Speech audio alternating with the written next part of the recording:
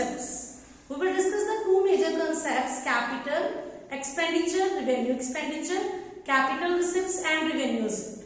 On the basis of the discussion of the theory, you will be able to differentiate which one is a capital expenditure and which one is a revenue expenditure. Same, the numerical is given, you will be able to differentiate which one is a capital receipt and which one is the revenue receipt. So first of all, we will discuss about the expenditure. You are very well aware about this terminology, expenditure. Expenditure is the amount that is spent or used or incurred to acquire the fixed asset or for the day-to-day routine of the business, right? This expenditure is again divided into two parts: capital expenditure, revenue expenditure. Firstly, we will discuss capital expenditure. Capital expenditure, expenditure incurred in acquiring or increasing the value of fixed asset. वो expenditure जो fix assets को acquire करने के लिए हम लोग incurred करते हैं, या जिससे हमारी अर्निंग कैपेसिटी इंक्रीज होती है, that expenditure is known as capital expenditure. We will discuss few example so that you will get a wider idea कि which are the capital expenditure. First, purchase of fixed asset. आपने fix asset purchase किया, fix asset suppose आपने machinery purchase किया, machinery से fix asset. Machinery purchase करने से आप अपनी अर्निंग कैपेसिटी मेंटेन करोगे या इंक्रीज करोगे? अगर आपके पास एक एक्स्ट्रा मशीन आ जाती है तो आप अपनी प्रोडक्शन इंक्रीज करोगे, प्रोडक्शन इंक्रीज होगी तो सेल्स इंक्रीज होगी, सेल्स इंक्रीज होगी तो अर्निंग कैपेसिटी इंक्रीज होगी, राइट? तो परचेज ऑफ फिक्स एसेट और एस्टैब्लिशमेंट ऑफ बिजनेस. बिजनेस अगर हम अपना एस्टैब्लिश कर रहे हैं उससे अर्निंग कैपेसिटीज क्या होगी? इंक्रीज होगी. तो what kind of expenditure are these? These are capital expenditure, right? Second, erection of fix asset, purchase and erection of fix asset. आपने कोई न्यू एसेट परचेज किया, मशीनरी परचेज किया, उस मशीनरी को आपने इंस्टॉल करवाना है और इंस्टॉल करवाने के लिए उस न्यू मशीनरी के ऊपर जो वेजेस पे कर रहे हो, उसकी इरेक्शन पे जो वेजेस पे कर रहे हो, that is known as erection of fix asset. वो उस मशीनरी की कॉस्ट में ऐड होगा, तो that is also a capital expenditure. Next, extension और इंप्रूवमेंट ऑफ फिक्स एसेट. आपने कोई सपोज एक मशीनरी है that has a capacity to connect 10 boilers, उसके साथ 10 बॉयलर लग सकती है. अभी आपके पास 5 बॉयलर्स है, तो आपको लगता है कि मुझे अपनी प्रोडक्शन कैपेसिटी और इंक्रीज करनी है, आपने उसके साथ 5 बॉयलर्स और ऐड कर दिए. तो इसका मतलब आप अपनी फिक्स एसेट को इंप्रूव कर रहे हो. फिक्स एसेट इंप्रूव हो रही है तो उससे अर्निंग कैपेसिटीज इंप्रूव होंगी. तो extension and improvement of fix asset is also under the capital expenditure. Expenditure incurred on extension and improvement of fixed asset. Next, all amount paid up to the point on assets is put to use. आपने अभी तक asset को use नहीं किया, asset acquire करनी है. Asset acquire करने तक अगर आप कोई लीगल फीस देती हैं, कोई ब्रोकरेज देती है कमीशन होल्डर को, या कोई कमीशन पे कर रही है, that is also added in the cost of the fix asset, right? तो it means that this is also a capital expenditure, क्योंकि अभी आपने एसेट टोटली आपकी टाइटल में नहीं आई है. You are not the owner of the asset. अभी आप एसेट परचेज कर रहे हो और उस एसेट को परचेज करने के लिए आप जितना भी अमाउंट पे करोगे, may be in the form of legal fees for brokerage और any commission, that is a capital expenditure, right? Purchase of second hand machinery, second hand fix asset. अगर आप कोई second hand fix asset purchase कर रहे हो, right, आपके लिए तो वो न्यू वन ही है ना. आपने तो उस फिक्स एसेट को क्यों परचेज किया? ताकि आपकी बिजनेस की अर्निंग कैपेसिटीज इंक्रीज हो. तो that is also a capital expenditure. Interest on capital, this is very important point. यहां पर आप कंफ्यूज हो सकती हैं, that I will give more explanation on this point.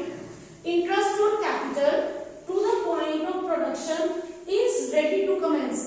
अभी तक आपने उस प्रोडक्ट को कमेंस नहीं किया है और आप उसके ऊपर जो कैपिटल इन्वेस्ट की है, उस कैपिटल के ऊपर जो आप इंटरेस्ट ऑन कैपिटल देख रहे हो. देखो सपोज बच्चे, आपने कोई प्रोडक्ट लॉन्च करना है बिजनेस में, उसको आपने आगे लेके जाना है, उस पर आपने कोई मशीनरीज परचेज की हुई है, उस मशीनरी के ऊपर कैपिटल इन्वेस्ट है, राइट? उस कैपिटल का आप इंटरेस्ट ऑन कैपिटल दे रहे हो. वो जो इंटरेस्ट ऑन कैपिटल है, जब तक उस मशीनरी को आप कमेंसमेंट में नहीं लेके आते, राइट, उसको आप यूज नहीं करते हो, तब तक वो इंटरेस्ट ऑन कैपिटल एक्सपेंडिचर की कैटेगरी में आएगा. Follow my point.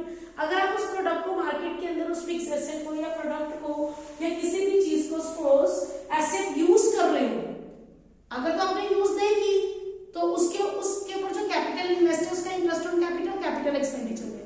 अगर आपने फिक्स एसेट यूज कर ली है, आप उससे अपनी अर्निंग कैपेसिटीज इंक्रीज कर रहे हो और आप वो रेगुलर यूज में है और उसका इंटरेस्ट ऑन कैपिटल या जो इंटरेस्ट ऑन लोन है वो कैपिटल एक्सपेंडिचर में नहीं आएगा, फिर वो किस में जाएगा? रिवेन्यू एक्सपेंडिचर में। जब तक आप एसेट यूज नहीं कर रहे हो तब तक का interest on capital, capital expenditure में। अगर एसेट यूज हो चुकी है तो उसका इंटरेस्ट ऑन कैपिटल या इंटरेस्ट ऑन लोन है तो वो कहां जाएगा? रिवेन्यू एक्सपेंडिचर में।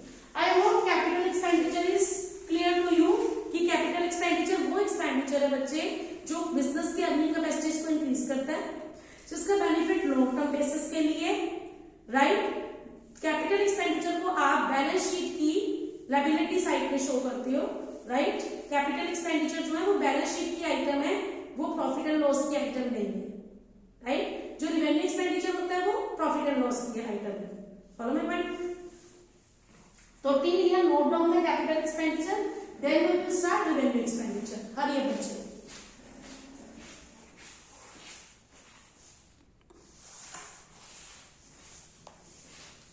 Now we will discuss revenue expenditure. The second type of expenditure is revenue expenditure. Benefit of which received during the current year itself. जिसका benefit सिर्फ एक साल तक होगा, जो आपकी डे टू डे रूटीन से रिलेटेड है, आपने जो रोजमर्रा के बिजनेस में खर्चे करने हैं, that are the revenue expenditure, right. First example, day to day expenditure for running of business. इसका जो डे टू डे एक्सपेंडिचर आप कर रहे हो, इसका बेनिफिट सिर्फ वन करंट ईयर के अंदर जो करंट ईयर चल रहा है itself, उसमें बेनिफिट होगा। These are not the long term. This is only for one financial year, right? Ordinary repairs, generally जो बिजनेस के अंदर छोटी मोटी रिपेयर्स ठीक करवानी पड़ती है। Payment for the goods purchase for resale, वो गुड्स जो आप रीसेल पर्पस के लिए परचेज कर रहे हो, आप डेली रूटीन पे अपना मटेरियल परचेज कर रहे हो, उसको रीसेल कर रहे हो, तो वो रिवेन्यू एक्सपेंडिचर की कैटेगरी में। That is not your fixed asset. Depreciation on fixed asset, this is a non-cash expense, this is a revenue expenditure. क्योंकि डे बाय डे जब आपकी मशीनरी यूज होगी तो उसकी वैल्यू डिक्रीज होगी ही होगी। Follow my point. Purchase of raw material to convert into finished goods और semi finished goods. Interest on non interest on capital after the asset is put to use, already discuss with you. Replacement of worn out part of asset, asset का कोई part खराब हो गया तो worn out मतलब खराब हो चुका है, तो आप उसको चेंज करवाएंगे तभी आपकी day to day routine operate करेगी, right. Loss from the sale of fixed asset, this is also the revenue expenditure. Revenue expenditure जो अर्निंग कैपेसिटी को मेंटेन करती है। Revenue expenditure which are for the day to day routine of the business. Revenue expenditure that is for one current year itself. Revenue expenditure that will be shown in the profit and loss direct side.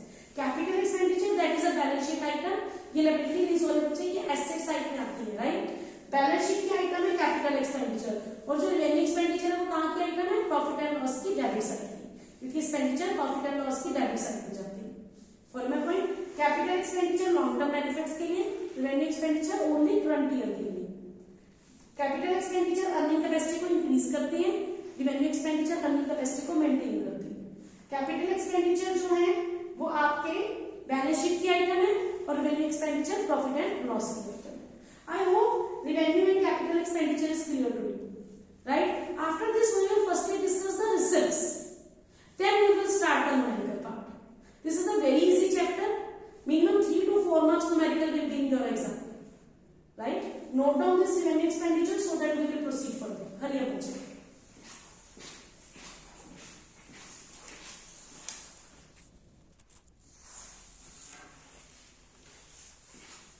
बच्चे now we will discuss receipts. Again, receipts are divided into two parts: capital receipts and revenue receipts. Capital receipts, amount received from the sale of fixed asset or investments. Fixed assets are meant for sale. Fixed asset आप रोज रोज cell करते हो? No, right? Goods are meant for sale. Fixed assets are not meant for sale. But when the amount received from the sale of fixed asset or from investments, non-trade investments, that will be the capital receipts. ये आपका normal tradings नहीं है, right. Capital contribution by proprietor और partner, जो capital investment business में आ रही है, heavy investment business में आ रही है, चाहे वो ओनर कर रहा है चाहे पार्टनर्स कर रहे हैं, that is also capital receipts. Money obtain from the issue of share and debentures in case of company.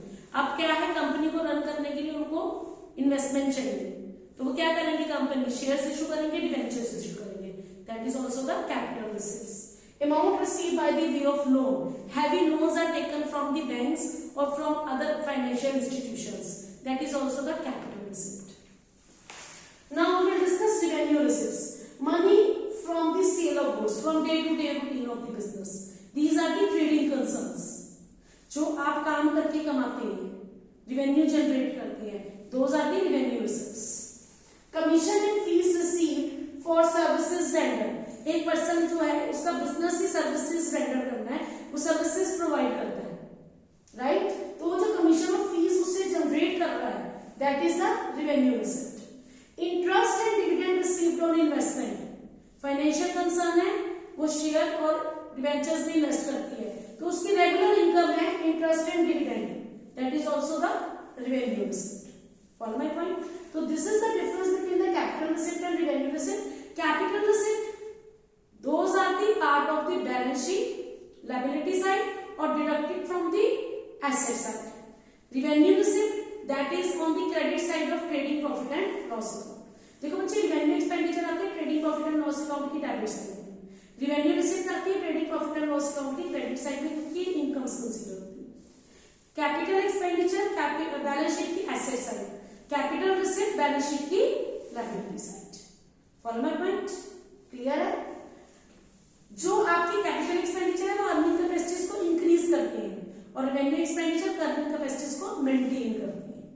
तो now I think so according to me you are very well aware about capital and revenue word, capital expenditure, revenue expenditure, capital receipt, revenue receipt, right. Note down this, after this we will start the numerical part. Very easy chapter, we will discuss 5 to 7 transaction that we have to identify whether this is the capital expenditure or revenue expenditure, whether this is the capital receipt or revenue receipt.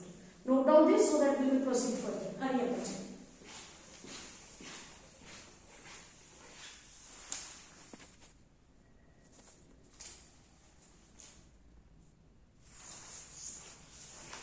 Bachche, now we will discuss the few transactions. State whether the following transactions are capital expenditure or revenue expenditure. We have to give the answer whether these are capital expenditure or revenue expenditure. A sum of 4,000 was spent on whitewashing and painting of new factory. नई factory की white wash करवाई है। New factory को अगर हम white wash करवा रहे हैं तो वो आपकी फिक्स एसेट की लाइफ को इंक्रीज करेगी, अर्निंग कैपेसिटीज इंक्रीज करेगी, राइट। न्यू फैक्ट्री है तो this is a capital expenditure. White wash आप ये तो नहीं कि डेली रूटीन में करवाएंगे, नो ना, तो that is not a revenue expenditure. 5,000 spent in connection with the issue of capital, 3,000 as a legal expense in raising the loan. आपने 5,000 खर्च किए कैपिटल रेज करने के लिए। Capital is a fixed investment, right. रोज रोज कैपिटल रेज नहीं होती, ना ही आप डेली रूटीन पे लोन रेज करते हो, राइट। तो this is the capital expenditure. Next, ₹10 lakh spent on construction of railway sidings. Railway siding एक बार हमने कंस्ट्रक्ट कर दी तो आने वाले नंबर ऑफ ईयर में उसका बेनिफिट मिलेगा, तो this is a fixed asset, capital expenditure, right.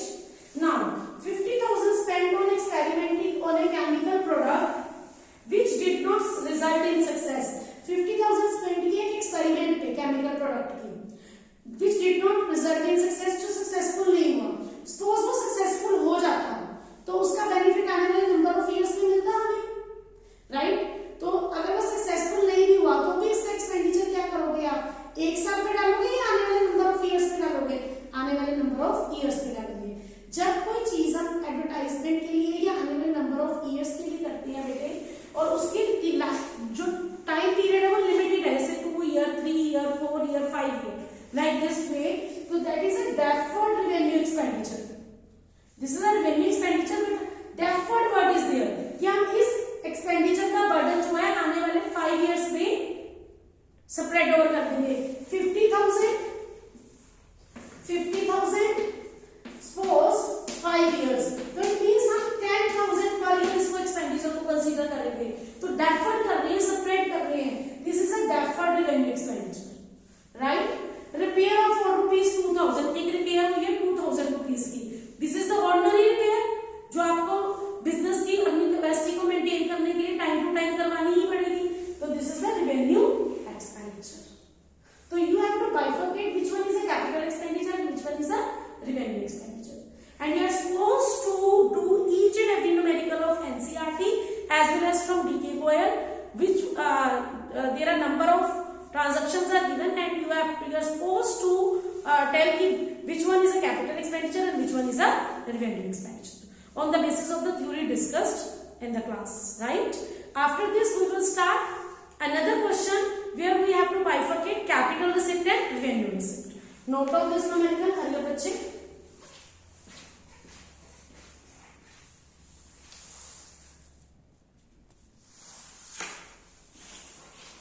बच्चे now we will discuss another numerical. State whether the following transaction are capital receipt or revenue receipt.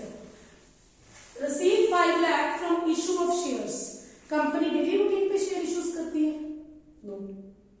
तो issue of share that is a capital receipt. And expense on issue 10,000. जो capital receipt पे expense कर रहा है वो कौन सा expenditure होगा? कैपिटल एक्सपेंडिचर होगा। तो 5 lakh rupees from the issue of share that is a capital receipt and 10,000 for the issue expense that is the capital expenditure, right. Receive 1 lakh as a subsidy from state government. Subsidy मिल रही है, छूट मिल रही है state government से। आपने कोई production की है, आपको उसके ऊपर छूट मिल रही है, सब्सिडी मिल रही है स्टेट गवर्नमेंट से, that is a revenue receipt की आपका normal trading course of business है। From this your cost of production will be reduced that you are getting the subsidy from the central government. ये subsidies the government will provide you from time to time, right. तो this subsidy is a revenue receipt. तो in this way you will bifurcate between the capital receipts and revenue receipt. Again, you are supposed to do each and every numerical from NCERT and as well as from DKOL to bifurcate which one is revenue receipt and which one is capital receipt, right. After this, we will discuss one short point for deferred revenue expenditure again. Note down this so that we will proceed further.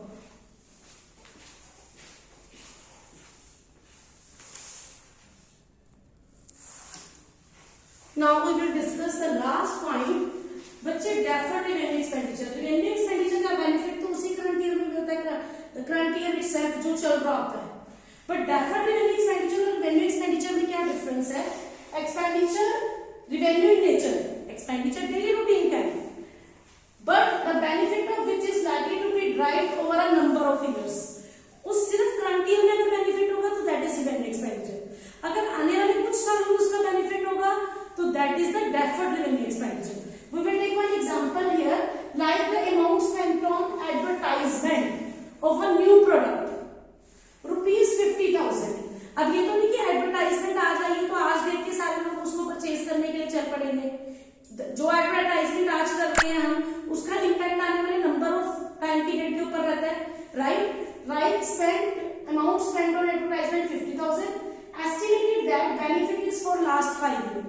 ऐसा estimate किया जाता है कि ये जो हमने 50,000 rupees advertisement of new product पे spend किए हैं, इसका बेनिफिट 5 साल तक मिलेगा। तो 50,000 डिवाइडेड बाय 5, एवरी ईयर का एक्सपेंडिचर कितना हो गया? 10,000. How we will show? For next 5 years every year profit and loss debit side 10,000, balance amount balance sheet asset side. अब फर्स्ट ईयर में 10,000 प्रॉफिट एंड लॉस की डेबिट में, 50 में से 10 कितना लगेगा? 40 बैलेंस शीट की एसेट में। Next year 40% and profit and loss की डेबिट में, 30 बैलेंस शीट की एसेट साइड में। 30 में से नेक्स्ट ईयर 10,000 पीएल की डेबिट में और 20 बैलेंस शीट की एसेट साइड में।